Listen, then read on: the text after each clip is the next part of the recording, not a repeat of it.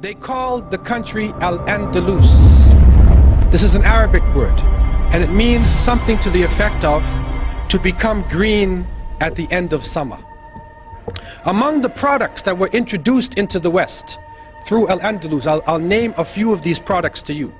Cotton, paper, glass mirrors, street lamps, salt, colored glass, silk, satin, pepper, cinnamon, handkerchiefs, deodorant, kerosene, linen, firearms, cotton balls, paper money, postage stamps, book binding, clocks, ceramic tiles, nitric acid, soap, astrolabes, compasses for navigation, slide rules, rulers, surgical instruments, windmills, spinning wheels, rose water, maps, globes, citrus and nectar fruits, carpets, eyeglasses, curtains, test tubes, porcelain, fine furs, velvet, almanacs, and encyclopedias.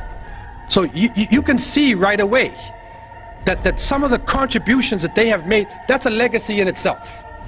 Because we are benefiting from this, and I can go on with the different aspects of culture that the Muslims developed in that part of the world and other parts of the Muslim world, and they made it in such a way that it was usable for Western society, and it helped Europe to come out of the Dark Ages. Things had really fallen and Europe was not central to the world anymore. But while the non-Muslim historians refer to the Dark Ages of Europe, just in Western Europe you had this amazing state of Andalus, of Muslim Spain, and out of there you had cities like Cordoba, and Cordoba at that time was the largest city in the world. It was a city of 1 million people plus. If you look at the street of Cordoba, it was completely lit up. There were street lights, which was unknown in Europe. They had public baths, they had libraries, they had universities. People would travel all from around the world just to study in Andalus, a true center of learning. So while you can say some of Europe was in the Dark Ages, another part of Europe, which was the Muslim area of Europe, was really, it wasn't in a dark age at all, it was full of light.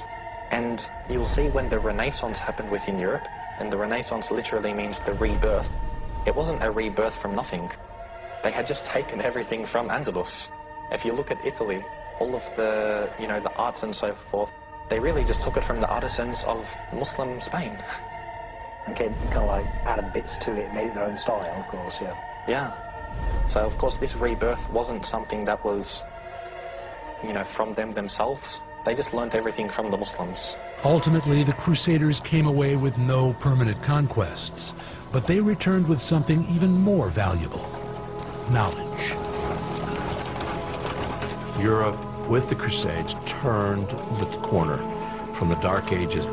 There's medical information and surgical information that's brought back. Books are brought back, languages are brought back, everything is brought back. So the Crusades really do change Europe in a way that we have not seen before. Europe was on the verge of one of the most productive and creative periods of its entire history. Things like the great Gothic cathedrals, the universities, the law courts and legal systems, all of those were created. So following this long period of darkness, there came a tremendous explosion of really brilliant cultural achievements. The Renaissance is back in, the lights are on, and everything is good. What happened between the year 700, to 1500? What happened in that time? It was the Dark Ages. It was the golden age of Islam. And I want to just talk about some of the contributions that were made by Muslims. And this can get very complicated. In mathematics, some of the achievements made, they began algebra and symbols and equations. Developed Arabic numerals, sifr, 0, Arabic numeral system. They established a logarithm. They founded the general formula for solving third-degree equations. They founded trigonomic ratios, formulas, and equations. And you can continue to go on, and you'll see calculus and trigonometry and all of these areas of math have a debt to Islam. In physics, they established the science of power, or mechanics. They describe the center of gravity. They describe gravity. So when that apple hit Newton in his head, okay, he was probably reading an Arabic book, and it woke him up from his sleep, and then he turned to the page on gravity. But what comes to us, the apple hit him in his head, and they say he discovered gravity. Muslims had described gravity in details long before Isaac Newton. Also, they described mechanical properties of geometric bodies. They developed the hydrometer, aerometer, the lever, balance, scale. They measured specific gravity of different substances, invented the pendulum, the spring and wall clock. Also, you find in chemistry, you find they introduced atomic theory of matter. They developed processes of evaporation, sublimation, crystallization, distillation, filtration, pigmentation, melting. They introduced methods of steel making, metalwork. They developed procedures for dyeing of cloths and textiles.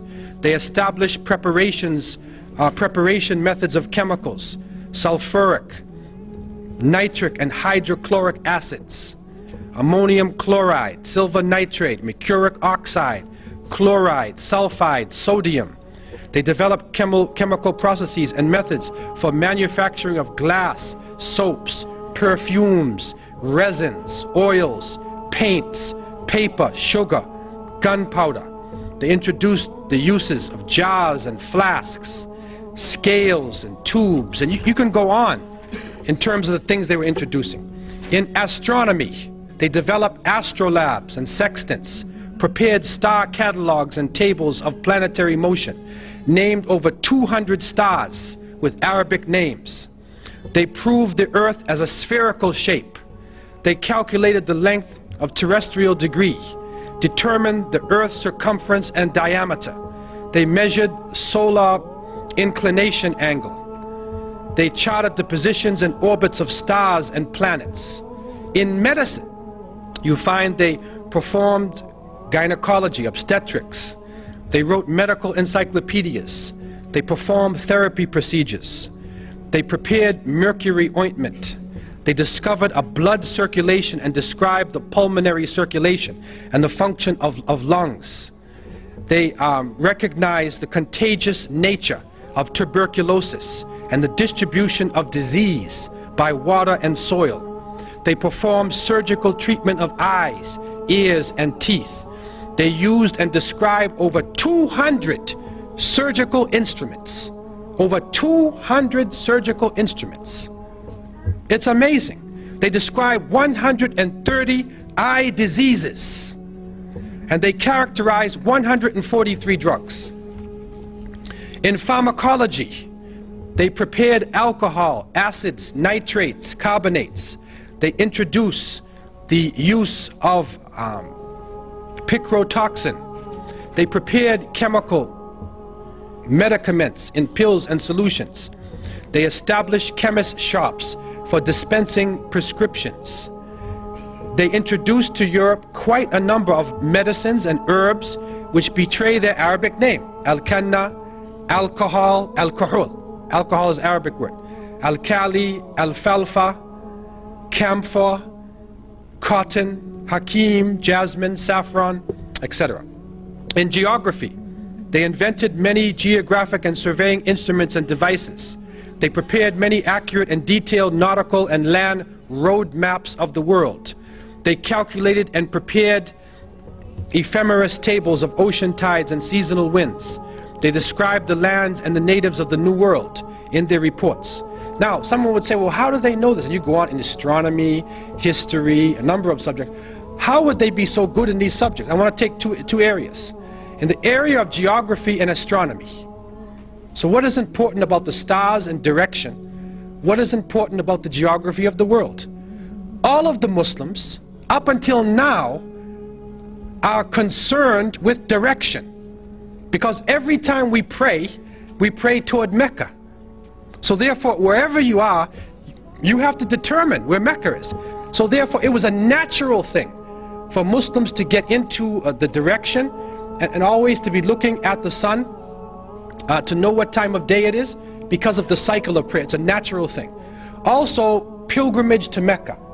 Every Muslim should try to make pilgrimage to Mecca once in a lifetime.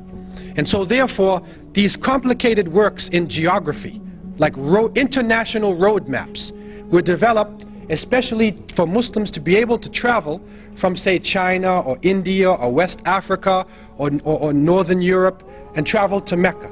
Getting back to Spain now, we find that they were able to, for instance, take water and bring the water down from a mountain using aqueducts, using canals, and canal it all through the cities so that every house had access to running water.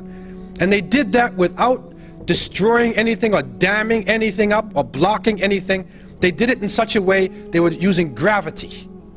This is a holistic way of approaching things. And if you go to Granada today, you will still see the waterworks are being used from the time of the Muslims. The water is flowing all over the place. And this was a great accomplishment that they made.